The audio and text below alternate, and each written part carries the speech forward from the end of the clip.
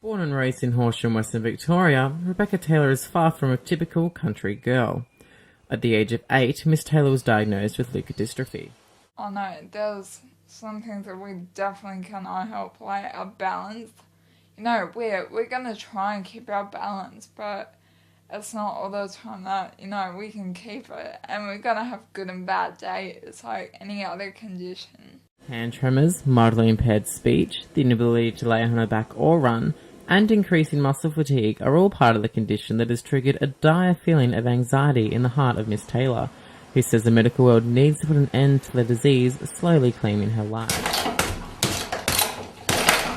They should take a bit of time to try and get a cure for it, because there's absolutely nothing out there to help with leukodystrophy.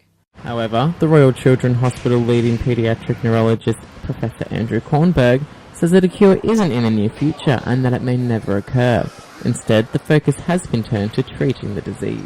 But in medicine, you've got to understand that there's lots of things that are not curable, but they're treatable. St John of God's Hospital caregiver and medicine student Zach Mayer says that despite the condition not being curable, an emphasis on treatments needs to be maintained for the sake of those suffering the condition, which, depending on the strand, can claim the life of the diagnosed within 10 years. It's very important to find treatment for these types of disease groups, especially when it can significantly enhance the patient's quality of life. Despite no known cures for the group of disorders, treatments are becoming more bountiful as research progresses.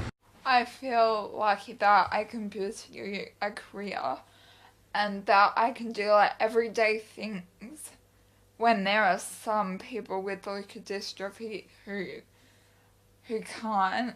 Despite his enthusiasm for a possible cure for the disease group, Professor Kornberg says funding is still needed for the research required to help with the treatments, whose biggest obstacle is making it from the vein it was injected into, through the body and into the human brain.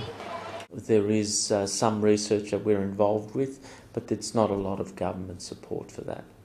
Mr. Mayer reveals that funding is limited for such research and is therefore allocated to conditions that affect a larger majority of the population.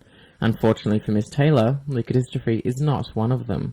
You need to dedicate money to conditions that affect more people, and leukodystrophy is obviously a very bad disease, but since it affects such a small amount of the population, it doesn't really seem as worthwhile as things like cancer research and diabetes research and that sort of thing, conditions that affect a very large amount of the population.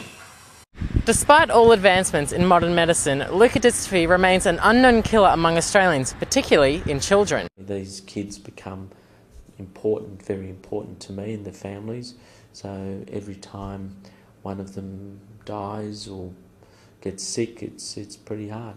As for Miss Taylor, she has high aspirations for the future with a career planned in fitness.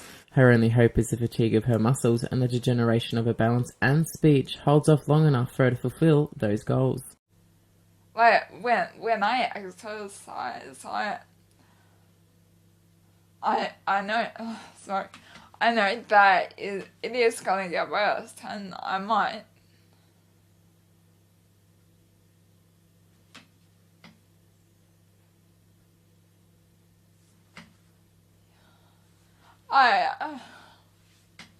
Daniel Ma, Deakin News.